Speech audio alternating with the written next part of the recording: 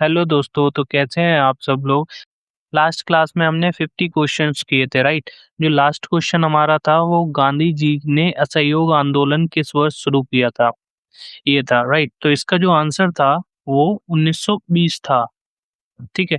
तो बेसिकली क्या है, आज हम इसका पार्ट 2 करेंगे और 50 क्वेश्चंस आज इसमें रहेंगे। ठीक है। तो चलिए स्टार्ट करते हैं। चौरा चौरी घटना कब हुई थी। चौरा चौरी घटना 4 फरवरी 1922 को हुई थी। सूरत विभाजन कब हुआ था। कांग्रेस का सूरत विभाजन 1907 में हुआ था। गरम दल के प्रमुख नेता कौन थे।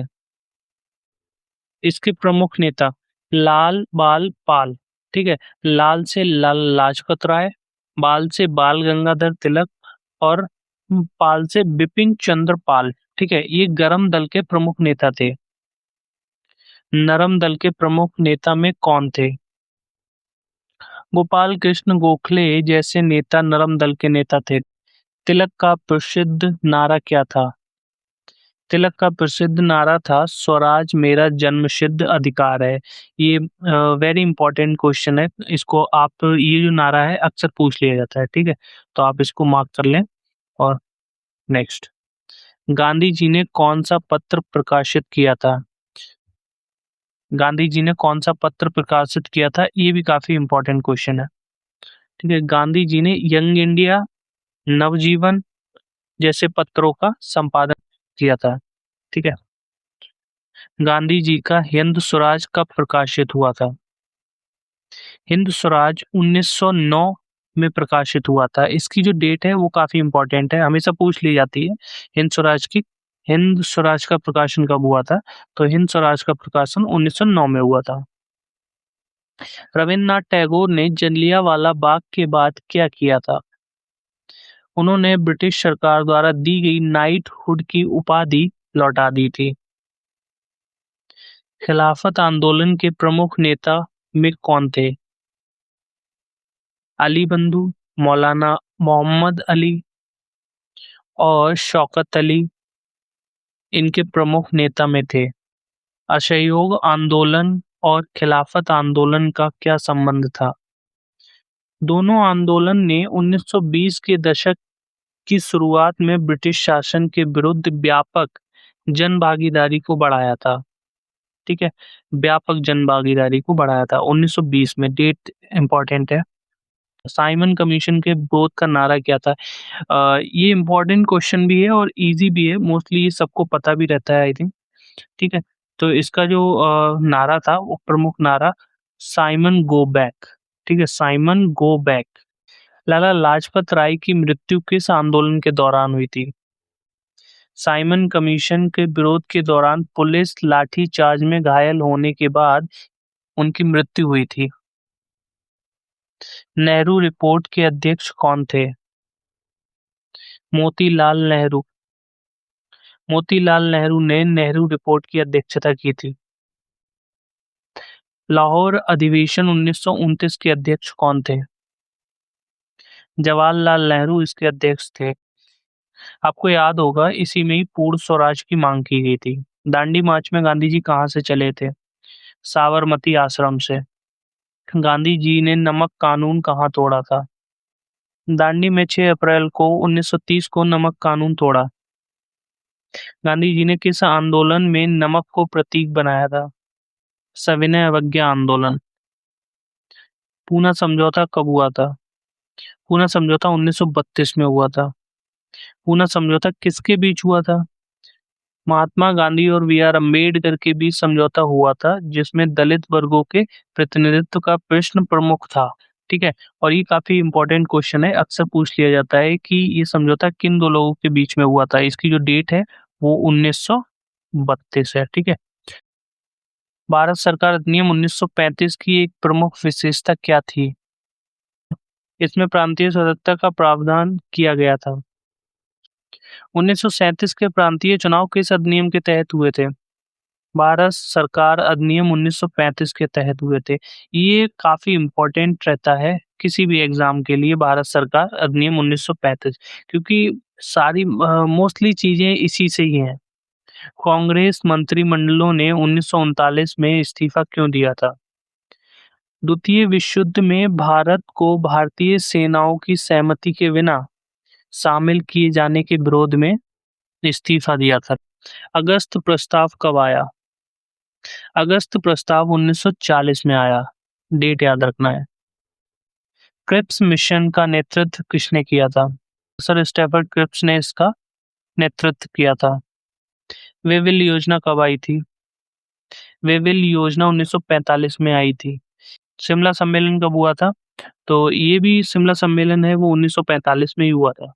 रॉयल इंडियन नेवी विद्रोह कब हुआ था? रॉयल इंडियन नेवी विद्रोह 1946 में, जस्ट उसके नेक्स्ट ईयर हुआ था, अगले साल। मुस्लिम लीग ने डायरेक्ट एक्शन डे कब मनाया? 16 अगस्त 1946 को डायरेक्ट एक्शन डे मनाया था। किसने? मुस्लिम लीग ने। संविधान सभा की पहली बैठक कब हुई थी?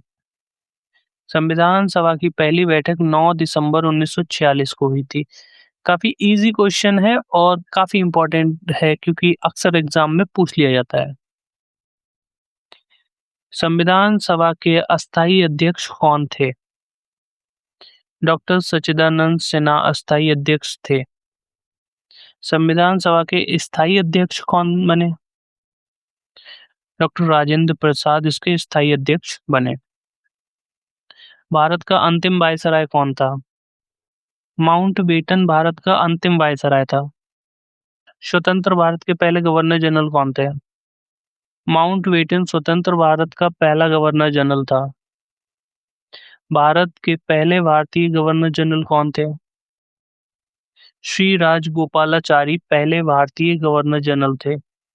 राष्ट्रीय आंदोलन में वंदे मातरम का महत्व क्या था? यह राष्ट्रीय जागरण और स्वदेशी भावना का प्रमुख प्रेरणा स्रोत बना। भारत का राष्ट्रीय गीत किस रचना से लिया गया है? राष्ट्रीय गीत वंदे मातरम बंकिम चंद्र चट्टोपाध्याय की रचना से लिया गया है। भारतीय राष्ट्रीय ध्वज के विकास में पिंगली वेंकैया का क्या योगदान था? उन्होंने राष्ट्रीय ध्वज के प्रारूप के विकास में महत्वपूर्ण योगदान निभाया। तो बेसिकली जो हमारा ध्वज है वो पिंगली वेंकैया ने डिजाइन किया था। गांधी जी का सत्याग्रह किस सिद्धांत पर आधारित था? सत्य, अहिंसा और नैतिक प्रतिरोध पर। गांधी जी के असहयोग आंदोलन में विदेशी वस्तुओं के बहिष्कार पर क्यों जोर दिया गया? स्वदेशी को बढ़ावा देने के लिए और ब्रिटिश आर्थिकों के हितों को कमजोर करने के लिए इस पर जोर दिया गया था। राष्ट्रीय आंदोलन में चरखे का क्या प्रतीकात्मक अर्थ था?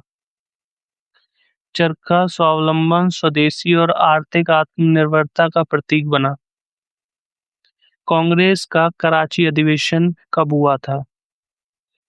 कराची अधिवेशन 1931 में हुआ था।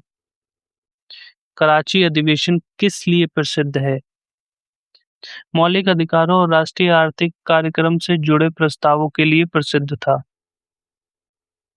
भारत छोड़ो आंदोलन के दौरान कांग्रेस के शीर्ष नेता कब गिरफ्तार हुए?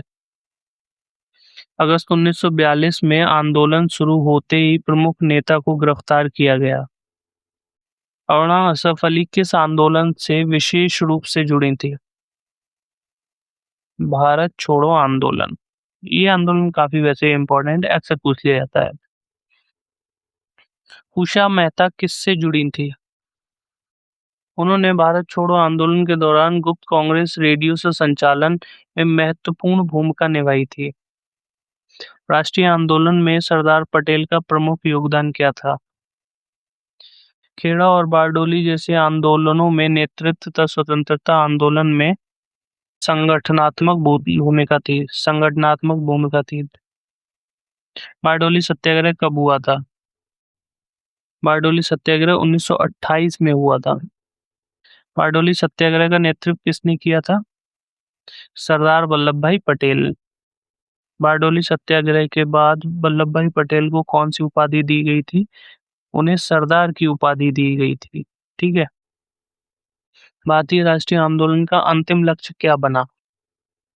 औपनिवेशिक शासन से स्वतंत्रता और स्वशासन की स्थापना। तो यहाँ पे 100 क्वेश्चंस हमारे कंप्लीट होते हैं। इसको चाहे तो एक बार और रिवाइज कर लें। ठीक, वीडियो पसंद आई हो तो लाइक करें, चैनल से जुड़ें। ठीक है, तो यहाँ पे हमारे 100 क्वेश्चंस कंप्लीट होते हैं।